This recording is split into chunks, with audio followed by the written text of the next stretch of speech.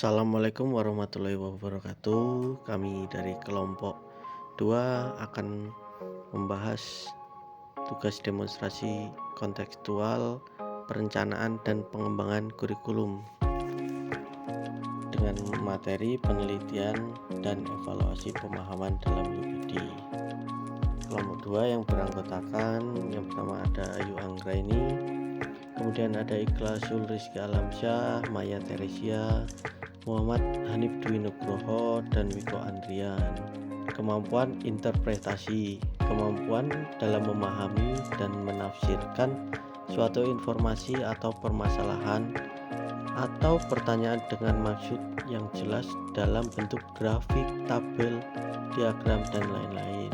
Terbagi ke dalam 5 aspek pemahaman lanjutan. Yang pertama itu ada pemahaman bermakna, pemahaman berbagai wawasan, pemahaman signifikan, pemahaman membuat jelas, dan pemahaman ilustratif. Pemahaman bermakna. Pembelajaran dapat dikatakan bermakna apabila peserta didik mampu menyelaraskan suatu ide atau informasi dan dihubungkan pada suatu keterkaitan yang relevan dengan konsep yang dipelajari dalam pengembangan konsep kognitif yang dimiliki.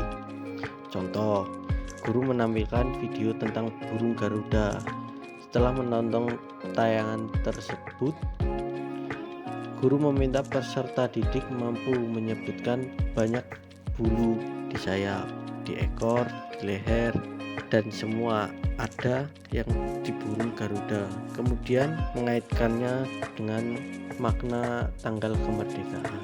Kemudian pemahaman berbagai wawasan. Pembelajaran diharapkan mampu membentuk sudut pandang pemahaman mengenai wawasan dari pembelajaran yang dilaksanakan. Hal ini dapat dilakukan dengan memberikan kesempatan pada peserta didik untuk mengekspor kemampuan atau pengalaman peserta didik. Contohnya, dalam hal berbagai pengalaman kunjungan ke tempat wisata, diharapkan peserta didik dapat menceritakan pengalaman yang ditemukan di tempat tersebut. Selanjutnya, pemahaman signifikan. Pembelajaran yang dilakukan mengharapkan peserta didik untuk mampu menafsirkan suatu informasi atau konsep dalam sesuatu yang bersifat positif serta berdampak pada suatu jawaban atas persoalan yang muncul. Contohnya, peserta didik untuk dapat menjelaskan dampak positif dan negatif dari suatu permasalahan sesuai dengan kondisi dan keadaan fakta di lapangan. Selanjutnya, pemahaman membuat jelas. Peserta didik diharapkan mampu membuat suatu pemahaman atau makna menjadi lebih jelas, sehingga dalam mengamati suatu hal, baik itu cerita, gambar, video, permasalahan, dan sebagainya, mereka mampu mendeskripsikan hal tersebut menjadi pemahaman yang jelas. Contohnya, dalam menjelaskan suatu cerita, gambar, video, dan sebagainya, peserta didik mampu memberikan kesimpulan atau makna ini mengenai informasi tersebut. Pemahaman ilustratif. Pembelajaran yang mengharapkan peserta didik untuk dapat memperjelas tujuan materi dalam suatu pembelajaran.